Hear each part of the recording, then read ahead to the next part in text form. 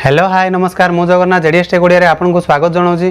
जो प्रधानमंत्री आवास योजना वार कोड और आपको केमती डाउनलोड करेंगे जो 40,000 टका मिलवा कथा तो मिले ना। संपूर्ण तथ्य ये वीडियो में आप देखला पर जानीपारे देखूँ बुझंतु जमार स्किप करूँ ना। आ स्किप करदे आप बुझीपारे केमती कौन डाउनलोड करेंगे आप घरे बसी आराम से आप निज मोबाइल में चेक करेंगे। तो चलतु डेरी नक वीडियो को स्टार्ट करवा।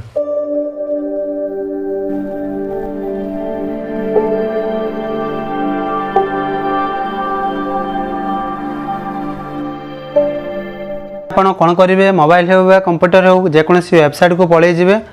पळेई सारा पर आप लिखिदेवे आरएस ओडिशा। मु आरएस ओडिशा लिखि नौची लिखि सर्च करदेवे ये भाया इंटरफेस पळेई आसीबो जो रही आपंकर रूराल हाउसिंग ओडिशा। तो तारि ऊपर क्लिक करेंगे।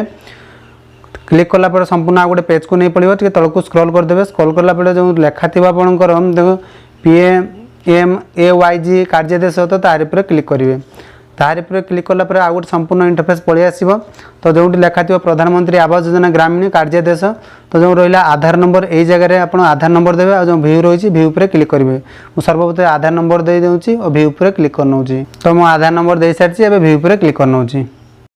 तो व्यू पर क्लिक कर सारापर देखो प्रथम किस्ती आप कार्य 40,000 टका प्रथम किस्ती आपको मिल जाव। तो सहीपरि आपंकर द्वितीय किस्ती केतबेले मिलिबो ना छात स्तर सेंटरिंग कार्य शेष होगा नगद 65,000 टंका आपको बैंक खाता को जीव।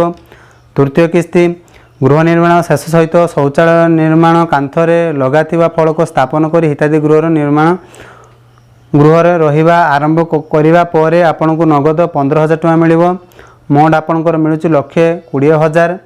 ठीक अच्छे संपूर्ण बैंक खाता अकाउंट आपको मिलूँ। ठीक अच्छे तो तलक टे स्क्रॉल करदे। तो आपंकर जो रहा हिताधिकारी कार्यशेष प्राप्तिर 1 वर्ष मध्य गृह निर्माण कार्य शेष करने आवश्यक।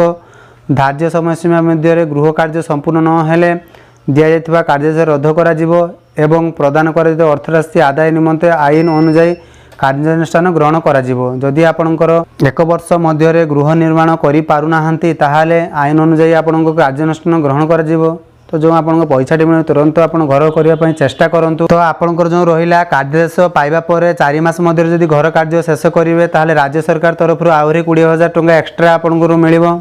ठीक अच्छे आपंकर कार्यादेश पाइबार 6 मास मध्य जदि घर कार्य शेष कले राज्य सरकार तरफ 10,000 टका प्रदान कर। ठीक अच्छे 4 मास जदि आप कंप्लीट करेंगे घर ताहले 20,000 पाइबे। 6 मास मध्य आप घर कंप्लीट कर दौरान 10,000 टका एक्सट्रा पाइबे।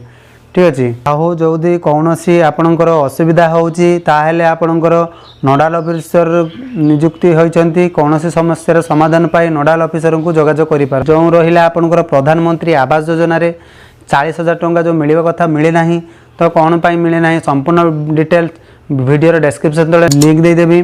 तो चाहिए आप चेकआउट करी देखिपारे कौन पाई आपको मिलूना संपूर्ण मोबाइल माध्यम आप जानीपारे घरे बसिकी घरे रही।